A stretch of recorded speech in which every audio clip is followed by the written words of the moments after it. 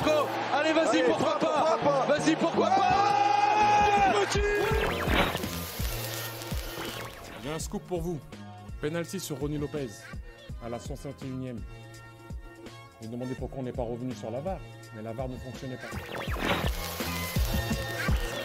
Le Colombien qui a pris le dessus, il a réussi son dribble. Falcao, il est mort.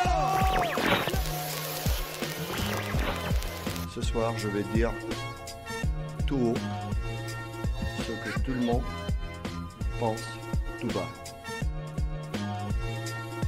Radio Diagonale, la web radio 100% rouge et blanche. Hello tout le monde, et on se retrouve dans la joie et dans la bonne humeur, n'est-ce pas messieurs, pour un nouveau Mur des Légendes. On force à peine. Non, on est très content de vous retrouver ce soir pour un nouvel épisode du Mur des Légendes. C'est le 9e, déjà le 9e quand même, mine de rien, le temps passe vite. Et bien sûr, vous commencez à connaître le casting exceptionnel de ce format-là, évidemment. Donc Boris et Rome qui sont là ce soir. Salut messieurs, salut Damien. Et bien sûr, moi, votre fidèle serviteur, la plus-value de l'émission, bien, tout le monde le sait, bien entendu. Sauf pour les conclusions. Effectivement, Jean-Michel Conclusion. Non, aujourd'hui, on va parler d'un joueur d'exception aussi, quand même, mine de rien. L'a-t-il été sur son parcours monégasque? Là, c'est toute la question du débat. Mais en tout cas, numéro 9, 9e émission, on va parler d'un attaquant, on va parler de Mr. George Weah, Boris, légende du football quand même s'il en est. Légende du football, Ballon d'Or, et on en reparlera, c'est le seul qu'on a eu jusqu'à maintenant à l'AS Monaco, en attendant peut-être celui de Djibril Sidibé la saison prochaine, mais c'est le seul Ballon d'Or qu'on a eu finalement. On a eu pas mal de bons joueurs, de grands joueurs du football, mais c'est le seul qui a eu cette distinction. Donc ouais, légende du foot, légende de l'ASM, ça reste à voir. Distinction acquise en 95. Le Ballon d'Or africain, par contre, il l'aura eu de son passage à Monaco. Par contre, ça c'est vrai. Mais on va revenir un petit peu sur tout ça. Parlons un petit peu de son parcours à ce George Weah. Donc, on l'a dit, un parcours exceptionnel. Aujourd'hui, président de son pays, le Libéria. Donc, c'est quand même un parcours assez atypique pour un footballeur. Mais c'était aussi Rome. Finalement, George Weah a dépassé, un petit peu transcendé cette fonction de footballeur pour devenir une idole et presque un dieu en Afrique, quoi. Je pense qu'il y a eu d'autres sportifs et en l'occurrence d'autres footballeurs qui ont eu des rôles importants dans leur pays. Je pense à certains Brésiliens qui ont pu être maires ou députés. Enfin, après, je n'ai pas exactement les termes exacts pour ce qui est du gouvernement brésilien, mais c'est vrai que de là à atteindre le rang le plus haut d'un pays, à savoir président, oui, c'est vrai qu'il en est l'unique détenteur pour le moment. Je crois qu'il y a Pacquiao en boxe aussi qui l'est pour les Philippines, et encore que j'ai un petit doute s'il est vraiment président là-bas ou s'il l'a été. Mais oui, c'est vrai que forcément quand on fait maintenant référence à George Weah, on pense plus même à l'homme qu'il est devenu, plus qu'au footballeur qu'il était, même si on va y revenir évidemment. C'était un très grand footballeur, comme l'a dit Boris, un premier Ballon d'Or non européen, parce que c'était également la première année que le Ballon d'Or était ouvert au monde entier, ce qui explique également pourquoi certains joueurs ne l'ont jamais été. Le président était surnommé comme ça déjà, ce qui peut peut-être laisser de l'espoir pour Laurent Blanc, qui sait. Mais en tout cas, voilà, ce joueur de libérien qui s'est révélé à l'Europe et au monde entier à Monaco, finalement, Boris, c'est sous l'égide d'Arsène Wenger que ce joueur va arriver en provenance non pas du Libéria, mais du Cameroun, puisqu'il était au Tonnerre de Yaoundé. Et plus exactement, c'est Claude Leroy, qui était alors entraîneur au Cameroun là-bas, grand spécialiste et connaisseur de l'Afrique, Claude Leroy bien sûr, qu'il avait conseillé à Monaco. Ouais, c'est un peu atypique que ce soit le roi qui repère le président. Ça, c'était pour pour le petit jeu de mots. J'hésitais à faire un jeu de mots sur le tonnerre Yaoundé, mais on va pas les empiler.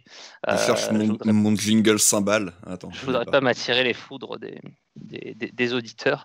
Ouais, non, comme tu l'as dit, Weah qui avait déjà fait un premier petit saut, on va dire, du Libéria vers le Cameroun, qui est quand même un championnat et un pays un peu plus réputé en matière de football. Donc, il avait été champion dans les deux pays. Et puis, c'est Arsène Wenger qui, au sortir du titre de Monaco, donc Monaco est champion de France en 88, discute avec Claude Leroy, qui était sélectionneur du Cameroun à l'époque, donc il connaissait bien forcément le vivier de joueurs locaux et qui lui fait part un petit peu de son inquiétude vis-à-vis de son attaquant anglais Marc Hatley, qui avait une tendance à se blesser souvent.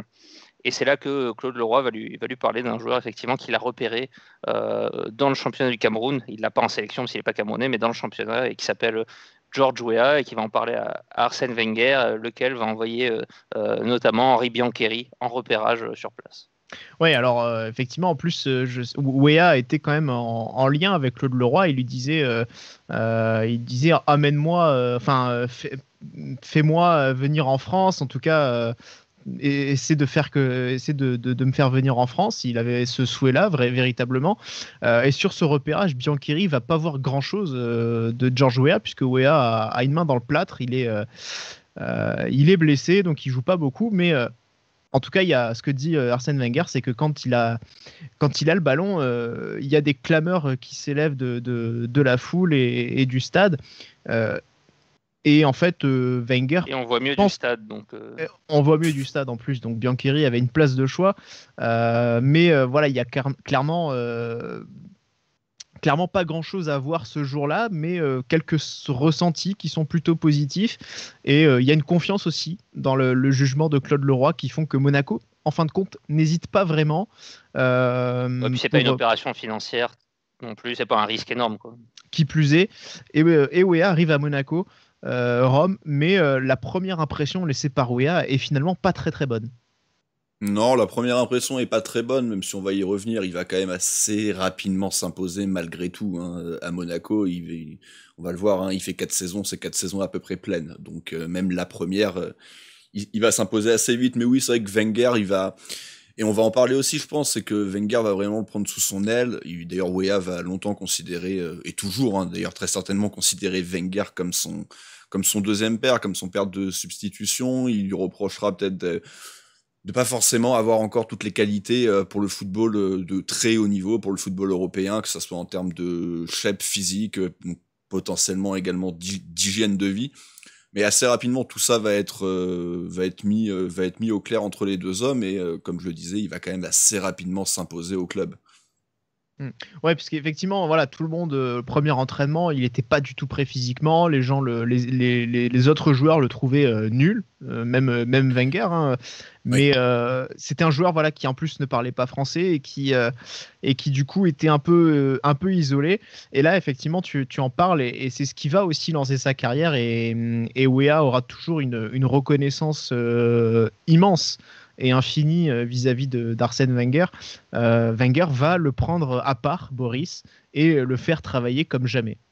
Ouais, il le fait travailler physiquement, il lui fait travailler techniquement aussi sur des petits ateliers. Il va le faire progresser comme ça individuellement. Il le lance pas tout de suite dans le bain du championnat. C'est pas forcément sur la première partie qui va s'illustrer, mais il va vraiment tisser une relation de confiance avec le joueur. Il a confiance en lui, et du coup, Weah petit à petit va pouvoir se faire sa place et vraiment exploser sur cette première saison où il joue 23 matchs, ce qui n'est pas encore énorme, mais il met quand même 14 buts. Donc, championnat.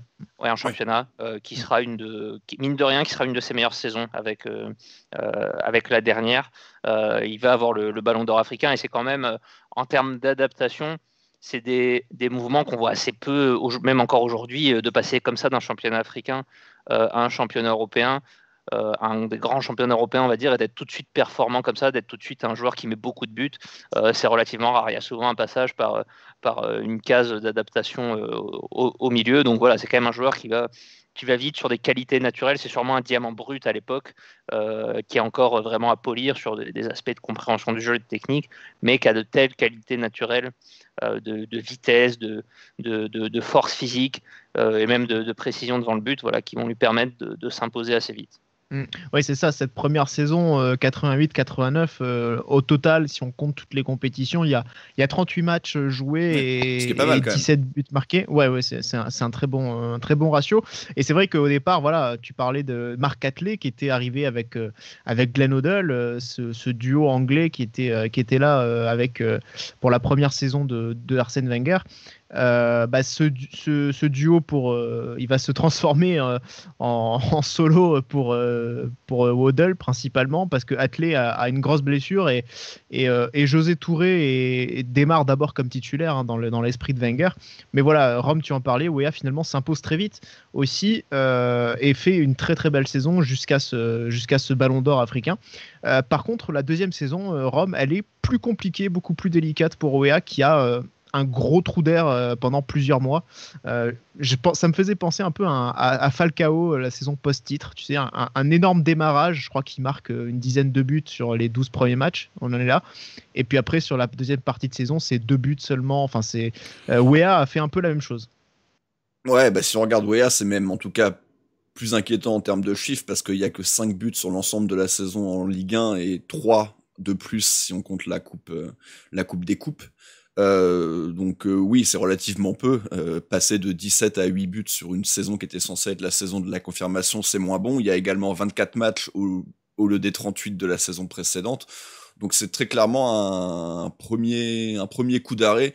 Je vais faire une petite référence avec Boris. Tu l'auras peut-être aussi Damien, mais en NBA, souvent les rookies qui explosent un peu en première saison NBA, et on est à ce qu'on appelle le rookie wall, qui peut arriver d'ailleurs dès la première saison, mais qui est vraiment, c'est sur la saison de la confirmation où de temps en temps, ces joueurs-là ont du mal à franchir le cap, et de temps en temps c'est définitif, et de temps en temps c'est reculer pour mieux sauter, et ça sera le cas de George Weah. Ouais, et malheureusement, cette inconstance, il va la retrouver encore la saison suivante. Gros début de saison, encore une fois. Mais là encore, une inconstance et un coup de mou, Boris, qui font que c'est un joueur un peu frustrant, que ça devient un joueur un peu frustrant au final parce qu'on entrevoit toutes ses qualités, on entrevoit un style qui peut être parfois très spectaculaire avec des gestes techniques assez impressionnants, une grande vitesse qui lui permet de faire de belles différences. Et pourtant, voilà, c'est un joueur qui est frustrant parce qu'on a l'impression qu'il ne parvient pas toujours à donner le maximum de son potentiel. Ouais, c'est un joueur qui a pour lui d'avoir des capacités à se créer des occasions lui-même et à faire des différences lui-même. Ce qui à l'époque n'est pas si fréquent chez des purs numéro 9.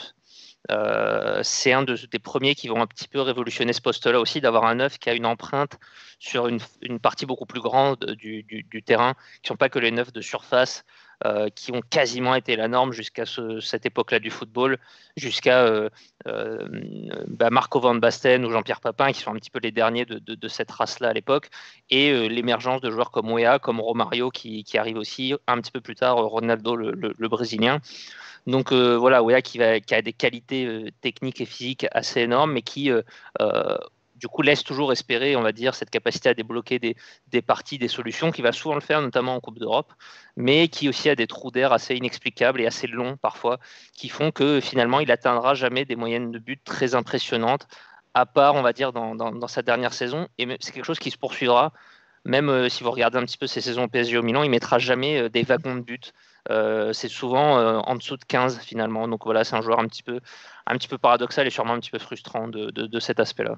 En tout cas, cette troisième saison... Juste rapidement, il n'y a pas forcément d'explication, je ne sais pas si on va en parler, mais l'explication, elle est quand même grandement liée à son pays et aux gros problèmes qui s'y passaient à l'époque. C'est vrai que gros problème, c'est un euphémisme. Oui. Une guerre civile, je pense que là, c'est quand même. Ça se pose là quand même. C'était pour commencer à en parler. Non, mais c'est vrai, tu as raison d'en parler. Et c'est vrai que dans ces moments-là, il parlait énormément, justement, avec Arsène Wenger de ces problèmes-là. Même Thuram disait dans une interview que Weah, à cette époque-là, parlait énormément des problèmes dans son pays. Il passait des nuits entières parce que pour qu'il soit aussi moins isolé, Wenger avait fait venir d'autres joueurs libériens comme James Deba, Christopher Wray. Voilà, des joueurs avec qui justement il a pu former aussi un petit noyau pour se sentir moins seul et être un peu plus en confiance, un peu plus épaulé à Monaco. Et c'est vrai que voilà, ces joueurs-là étaient suspendus aux informations, même la nuit, dans l'impossibilité de joindre leurs proches. Donc, et avec Boris Weah en parlait, il a souvent, on va dire, pleuré après les matchs, parce que voilà, il oubliait tout pendant 90 minutes, mais derrière, voilà, ces préoccupations-là le reprenaient, quoi. Ouais, bah c'est sûr que c'est un contexte qui était probablement pas propice à une préparation idéale des matchs. Après, faudrait rentrer dans le détail un petit peu des. Est-ce que ces phases de moins bien coïncident avec des phases plus tendues dans son pays? Je ne sais pas. Je n'ai pas été à regarder dans ce niveau de détail-là, mais c'est sûr que c'est des éléments qui ont aussi beaucoup rythmé sa carrière finalement, parce que c'est un pays qui a eu des problèmes pendant très longtemps. Ouais, effectivement. Mais cette saison-là, mine de rien, il voit son premier trophée avec le club, puisque c'est la victoire de la Coupe de France en 1991, donc encore à ce jour la toute dernière Coupe de France du club. Très belle année. Oui. Ça va faire. Il a le signalé, Damien. Effectivement, c'est qui plus est le mois d'avril, encore mieux. Moyen. Évidemment, mais en tout cas, voilà, ça fait 30 ans, ça va faire 30 ans. Ça va faire 30 ans. Tu l'as dit. Voilà. Et donc, c'est vrai que cette coupe, elle commence à se faire désirer, en tout cas. Mais voilà, premier trophée. Il y avait déjà une finale en 89, on l'a pas dit tout à l'heure, mais ouais. Première finale qui avait déjà été perdue contre l'OM. 91, on prend une revanche contre l'OM avec qui fait quand même un gros parcours avec 5 buts dans cette coupe. Il marque pas en finale, il passe un petit peu plus à côté de cette finale. Mais effectivement, c'est un Monaco un petit peu loser à l'époque, et c'est le seul trophée qui va être glané dans ces années. On ne nous dit pas tout. On murmure des choses quand même. Mais... en tout cas, c'est Passy qui arrache la victoire à la dernière minute. Ouais. Mais en tout cas, premier et dernier trophée Rome finalement pour George Weah, qui va davantage se contenter de places de second ou de finaliste également lors de sa dernière saison en Europe. Bah oui, c'est beaucoup de seconde place du championnat, seconde place de la Coupe d'Europe, même si ça s'appelle pas techniquement une seconde place, mais finaliste de la Coupe d'Europe, finaliste de la Coupe de France en 89. Donc c'est vrai qu'il y a beaucoup de presque.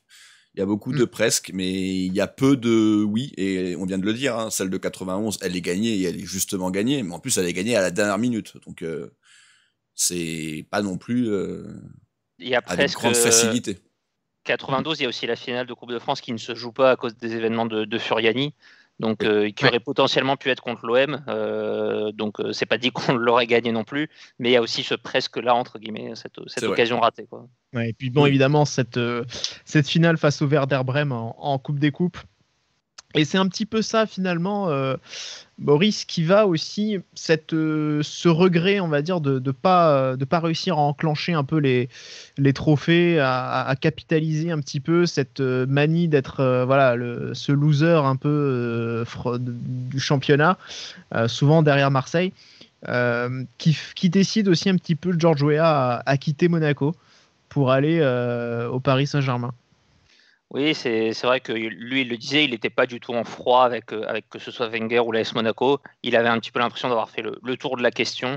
Lui, il avait très envie aussi d'aller jouer en Serie A à l'époque. Il y avait beaucoup de clubs qui s'intéressaient à lui.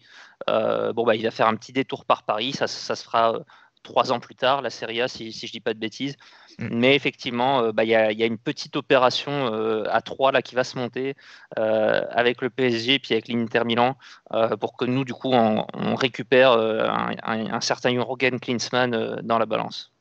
Ouais, effectivement, Jürgen Klinsmann, dont on parlera très certainement un jour dans un mur des légendes, dans une émission dédiée, mais qui fait partie aussi de cet échange qui est proche Paris, qui a quasiment finalisé le dossier Klinsmann, et puis au dernier moment, qui opte pour Weah et donc qui refile le dossier à Monaco C'était rigolo parce que dans une coupure de presse, j'ai pu voir que l'Inter s'intéressait à George Weah et qu'ils auraient été favorables à un échange Weah-Klinsmann à l'époque. Force est de constater qu'ils ont perdu Klinsmann et ils n'ont jamais eu George Weah. C'est le voisin du Milan qu'il a eu au final, l'AC Milan. Voilà. Et c'est vrai aussi que, alors il disait par contre son club de cœur entre guillemets c'était la Juventus. Voilà, il aurait aimé jouer à la Juventus, mais ouais, il racontait voilà, c'est ça exactement. Il racontait avoir rêvé devant Platini dans ce maillot.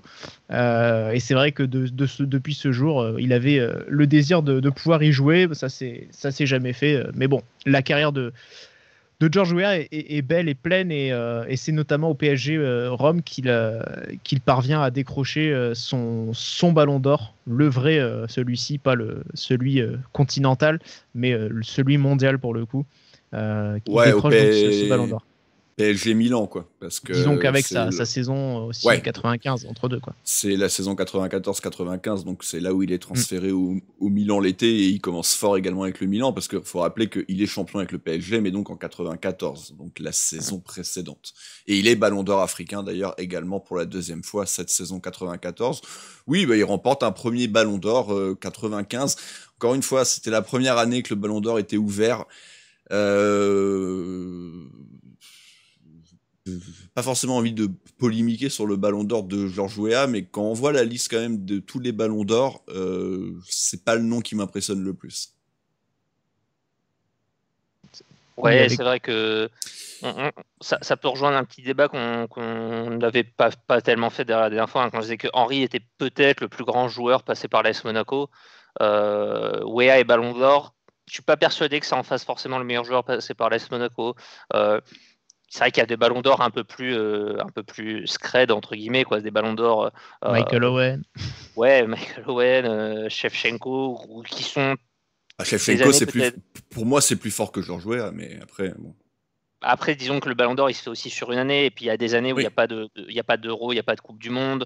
Weah, ça reste un joueur effectivement qui n'aura il n'aura pas de gagner de titres internationaux, ça à la limite, ça peut se comprendre, mais bon, mine de rien, c'est un tout petit peu à son discrédit, puis il n'aura pas gagné de Ligue des Champions non plus. Donc voilà, il y a quand même ce ballon d'or-là. Il n'aime pas beaucoup de titres nationaux non plus, en final, il y en a 3 dans des grands championnats. Donc effectivement, il a une place aussi parce que c'est un joueur marquant de par ses autres engagements, de par le fait qu'il a été un des premiers grands joueurs africains aussi. Après, il est peut-être pas au niveau d'autres grands ballons d'or.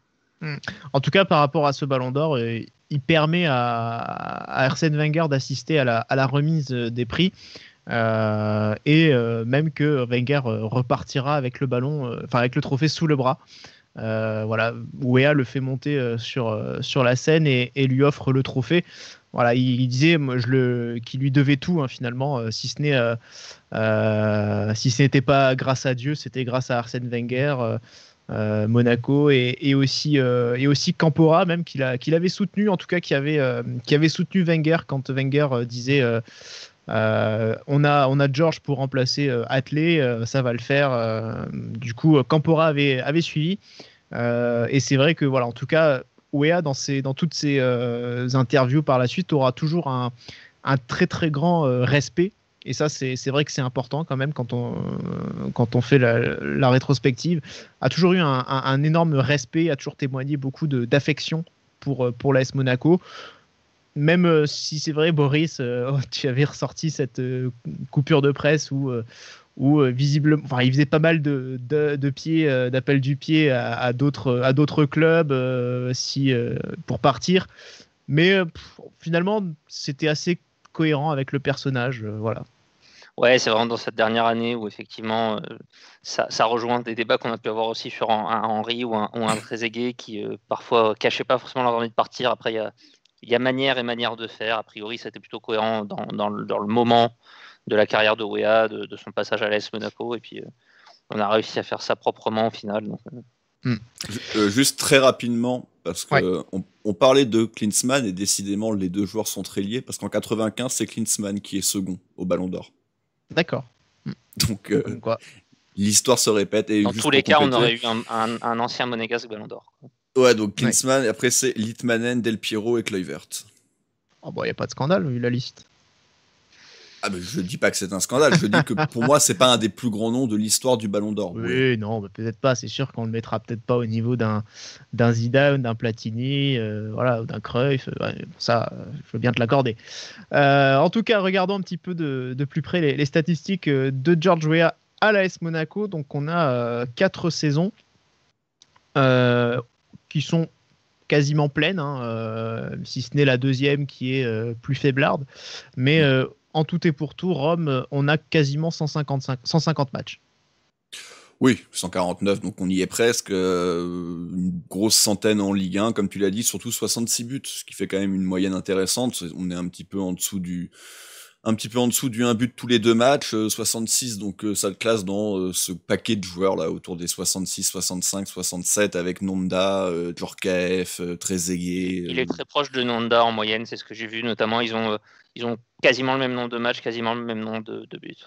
Ouais, je crois qu'il y a Ludo Giuli aussi, et je crois que j'ai à peu près les 5-6 joueurs qui sont à peu près dans ces eaux-là. C'est une 0,44. Voilà. Oui, forcément. Et c'est en dessous de Christian Vieri qui est à 0,45. C'est terrible. Absolument terrible pour George Weah. Je ne dirais rien. Oh là là. Oui, parce que Boris milite pour un mur effondré. des légendes sur Vieri. C'est pas vrai, je milite juste pour qu'il soit pas sur le mur des Je suis effondré. catastrophes. Et Des c'est, catastrophes. en tout cas, à titre de comparaison, un Delionis dont vous pourrez écouter l'émission, bien sûr, est à 0,80. Voilà. Oui, Pour mais donner, Onis, c'est... Non, mais oui. bien sûr, mais Regarder c'est la Ligue 2 aussi. pour donner quelques éléments de comparaison aussi, c'est tout. Et Sans Christian chercher. d'Alger Christian d'Alger, il... Attends, je peux te dire ça très vite. Alors, il faut. Christian d'Alger, il est à Oui, il doit être à- 0,27. Ouais, j'allais dire 0,3. Ouais, donc ouais, c'est ça. C'est 100 pour 300 à peu près. Non, mais ce qui est intéressant aussi chez Weah, c'est qu'il y a aussi beaucoup de matchs finalement qui sont de l'Europe et de la Coupe avec à chaque fois des parcours assez intéressants. Il y a 2 finales et une demi-finale en Coupe de France. Il y a une demi-finale et une finale de C2 aussi. Donc ça marque aussi un club qui commence, et par rapport à typiquement à Nice, un club qui commence à avoir des parcours en Coupe d'Europe et un Weah qui pour le coup se comporte pas mal dans ces compétitions-là à chaque fois que Monaco fait des parcours. Donc c'est intéressant aussi à mettre à son crédit, on va dire. Voilà, et malheureusement, là, par contre, ce qui est intéressant à signaler, avant d'enchaîner sur le nombre de trophées, mais ce qui est intéressant à signaler, en tout cas, c'est aussi un beau ratio Rome en Coupe d'Europe, quand même. Même si, au final, et peut-être on y reviendra aussi un petit peu plus tard au moment du vote sur la Legacy, il n'y a peut-être pas forcément des matchs très marquants au niveau européen, mais il y a quand même un bon ratio. Bah ouais, c'est un peu aussi ce que je parlais pour Henry la dernière fois, C'est pourquoi je lui avais mis une petite étoile en moins sur la Legacy, parce qu'il manquait peut-être ce très très grand but, malgré tout Weah, donc voilà, c'est 12 buts, donc il est deuxième égalité hein, quand même dans l'histoire des plus grands buteurs monégasques en Europe, derrière Ikpeba et égalité avec Marco Simone, étonnamment, c'est vrai qu'on a tendance un peu à oublier Marco. Mais c'est également, je pense, pour les mêmes raisons, c'est qu'il n'y a pas forcément non plus de grands buts très très marquants. Mais donc oui, forcément un très bon ratio et c'est aussi pour ça qu'il est parti dans un très grand club. Si je dis ça a posé problème. Mais qu'il a eu honte. À cette époque-là, ça l'est pas Surtout à vraiment. l'époque, ouais, ça l'est pas tellement. Bah En tout non, cas, non, C'est le PSG qui est racheté par Canal+, et qui est aussi très ambitieux. Oui. Quoi, mais... C'est ça, Oui, et c'est pour ça qu'il part aussi, parce qu'en fait, il voulait faire partie de cette histoire-là, qui voulait construire un gros club capable justement de rivaliser avec Paris, avec Monaco et Marseille justement. Mais il est parti un an trop tôt. Oui, avant la finale, la victoire en Europe avec Louis, c'est vrai. Oui. Terrible. Le karma. En voilà, et puis sinon, du coup, pour terminer sur cette ligne de statistiques, trophée, un seul, voilà, c'est ce qu'on disait malheureusement tout à l'heure. Souvent, pas le bon timing, ou alors souvent victime de Marseille, que ce soit en Coupe de France ou en championnat. Il a souvent manqué un petit quelque chose pour étoffer l'armoire à trophées. On va du coup passer maintenant à la dernière rubrique de cette émission, c'est le vote de savoir si on met George Weah sur le mur des légendes. Donc le petit rappel bien sûr, c'est qu'il faut 3 votes sur 4 pour accéder au mur. Et malheureusement, pour George Weah, c'est un no-go. Voilà, 1 sur 3, on peut évoquer rapidement le vote des auditeurs, Boris. Près de 70% à mettre George Weah sur le mur quand même. Ouais, je pense qu'on est sur un petit peu un cas comme on avait sur Thierry Henry, avec un biais finalement de par tout ce que le joueur a pu faire dans sa carrière après. C'est un énorme joueur de l'histoire du foot, on l'a déjà dit, et forcément ça rejaillit un petit peu sur l'impression qu'on peut en garder parce qu'on l'a lancé. C'est nous qui l'avons ramené sur la scène européenne, et du coup voilà, il n'y a pas forcément ce niveau de détail du fait qu'il n'était pas encore ce joueur-là, évidemment, à l'AS Monaco. Ouais. Néanmoins, sur le niveau, Rome, tu l'as noté de manière assez haute, avec 4 étoiles sur 5. Ouais, j'ai quand même mis 4 étoiles parce que c'était les débuts d'un futur très très grand joueur. Il a quand même été chez nous malgré tout très bon. On a vu les chiffres, c'est quand même très sérieux, même s'il y a eu des périodes de trous, mais j'ai envie de vous dire, quel joueur n'a pas eu de trous dans sa carrière, c'est quasi impossible. Attends, Télionis, peut-être. Quoique. Tu cherches. Pour les Toulonnais, je suis pas sûr, mais bon. Enfin voilà quoi, donc c'est pour ça que je l'ai mis à 4 étoiles. Il est ballon d'or africain, il avait quand même un petit peu de concurrence à l'époque, surtout avec la grande équipe du Cameroun. Donc, moi, c'est pas déconnant pour moi de l'avoir mis à 4. J'ai beaucoup de joueurs à 4 étoiles, en fait, et j'en aurais pour le coup très très peu à 5. Ouais, le joueur à 5, on verra ça la semaine prochaine. En longévité... Par exemple, oui. Voilà. Longévité, du coup, Boris, 3 étoiles. Bon, c'est pas forcément le critère le plus... j'allais dire le plus intéressant, même si longévité rime aussi avec fidélité. Ouais, disons que c'est pas le critère où on débat le plus. En général, moi, je suis sur un système de barème, Rome aussi, et toi, je sais pas si c'est forcément la même chose. Mais, entre les deux. Voilà, mais du coup, on va pas redébattre du barème à chaque fois. Donc, effectivement, moi, il est dans la fourchette de 3-4 saisons qui le mettent à une note de 3 chez moi. C'est vrai qu'il y a des joueurs qui ont 4 saisons, qui ont beaucoup moins de matchs, parce qu'encore une fois, lui, il y a beaucoup de compétitions annexes, entre guillemets. Donc voilà, c'est quand même 4 saisons pour un joueur de ce talent-là, finalement, à l'AS Monaco, c'est quand même assez raisonnable. Palmarès, 2 étoiles pour nous tous. Voilà, un palmarès pas très étoffé, même si il y a des récompenses individuelles, ça c'est vrai. On en parlait plusieurs fois de ce Ballon d'Or africain en 89. Il y a quand même aussi la participation assez active, puisqu'en plus il est 2 fois meilleur buteur du club lors des saisons 90-91 et 91-92. Il est 2 fois meilleur buteur du club, ce qui contribue aussi à placer Monaco au 2e rang sur le podium de la Ligue 1, de la D1 plutôt à l'époque, à chaque fois. Sur ces 2 saisons-là, il y a quand même 2 premières saisons où Monaco est aussi sur le podium, mais à la 3e place cette fois. Donc globalement, c'est très solide.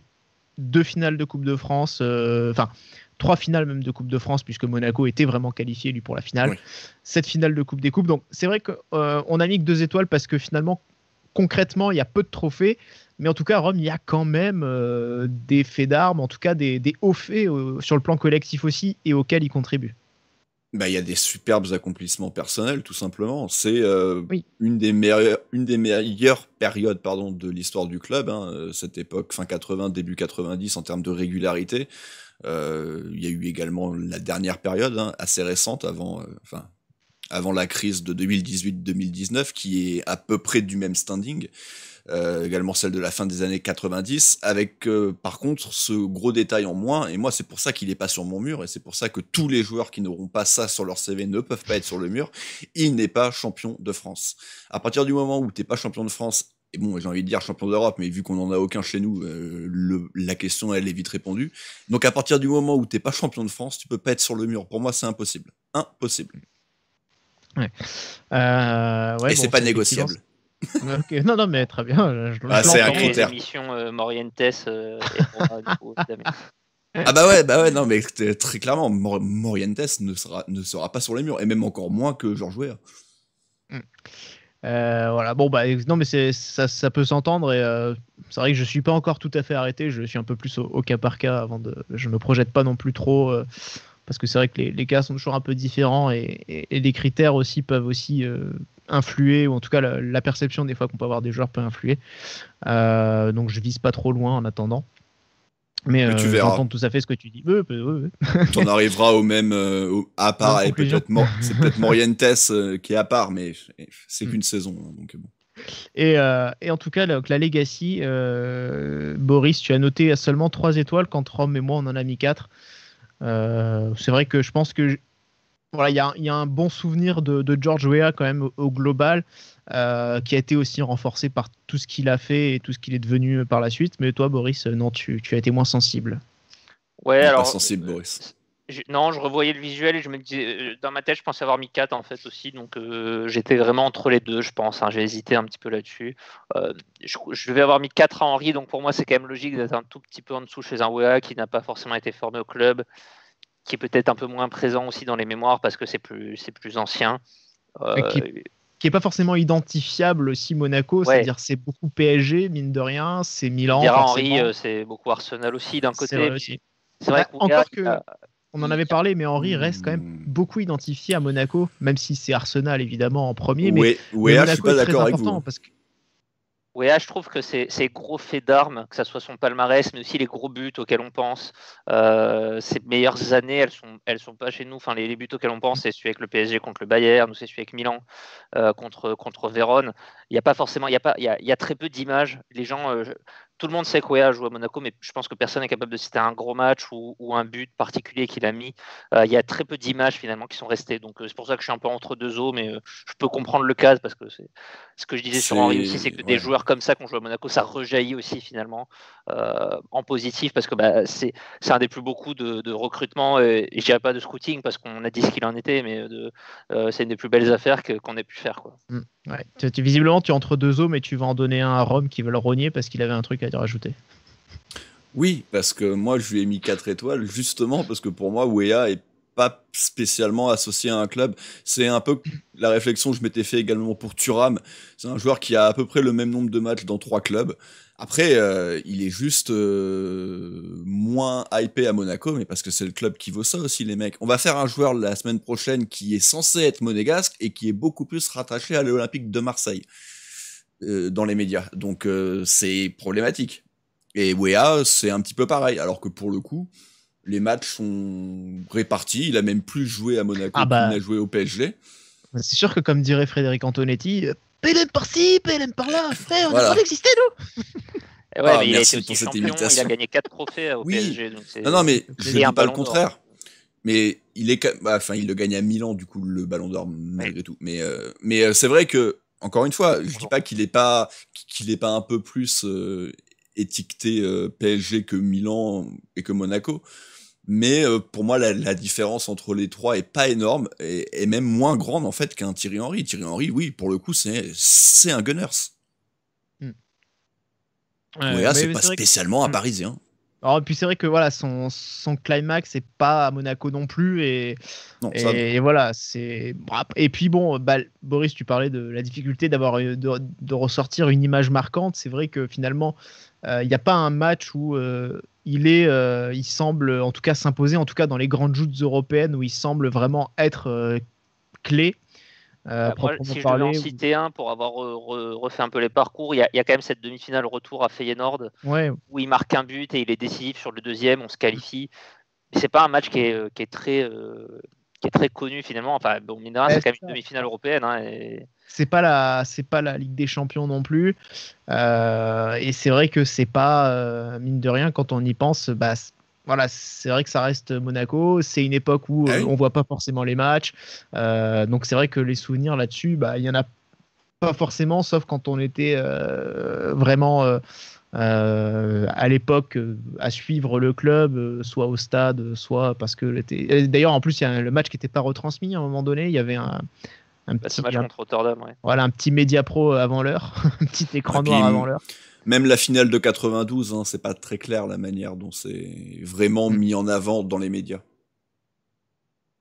Ouais. C'était loin d'être la priorité, quoi. Ouais, bien sûr. Mais voilà, en tout cas, c'est vrai que c'est forcément un petit peu moins marquant aussi pour d'autres raisons qui sont pas forcément liées aux joueurs. et forcément qui ont lieu aussi, qui ont à voir avec des questions de popularité. Mais voilà, c'est vrai qu'on a plutôt tendance à valoriser Paris, Marseille, forcément, que Monaco. Et ça, c'était déjà le cas avant. Ça n'a pas changé aujourd'hui. Je me demande si ça s'est même pas empiré un petit peu au final. Il a joué à Marseille aussi d'ailleurs, hein, mais bon, Et il a c'était joué à pas Marseille. forcément une grande réussite. Voilà, Non, mais- on voulait éviter d'en parler. Dans pas longtemps, Kylian Mbappé, ça sera un joueur qui a explosé au PSG. Hein. Ça, vous pouvez en être sûr. Hein. Ça Vraiment sera qu'il est- complètement oublié. Hein. Ce sera Heureusement surtout qu'il est un joueur qui est revenu en devenu nul au PSG. Voilà. Alors, voilà, Boris. Je préférais le Mbappé de Monaco, évidemment. On attend le Évidemment. prêt à Newcastle. Voilà. Et enfin voilà en tout cas pour George Weah.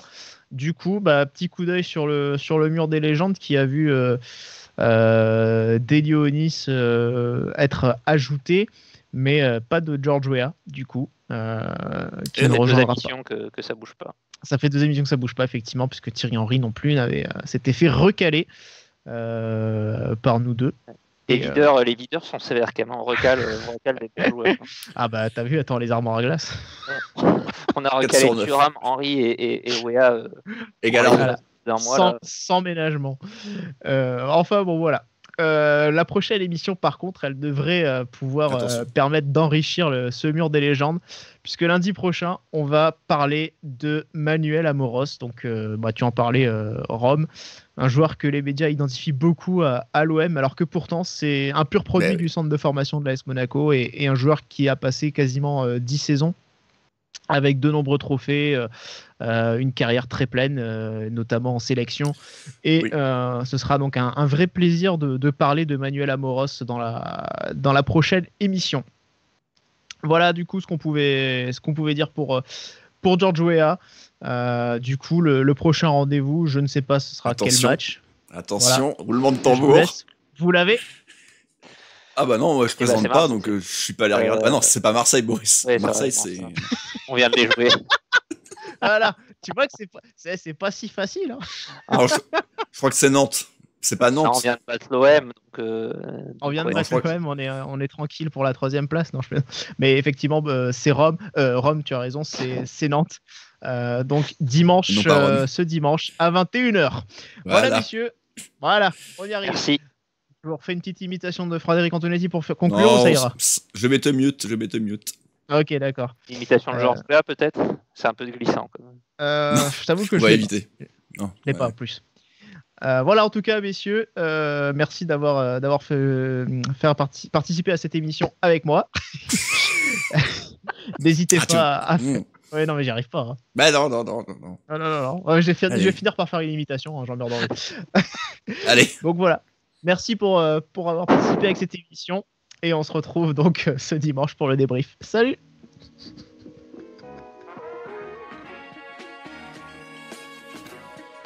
Et bisous.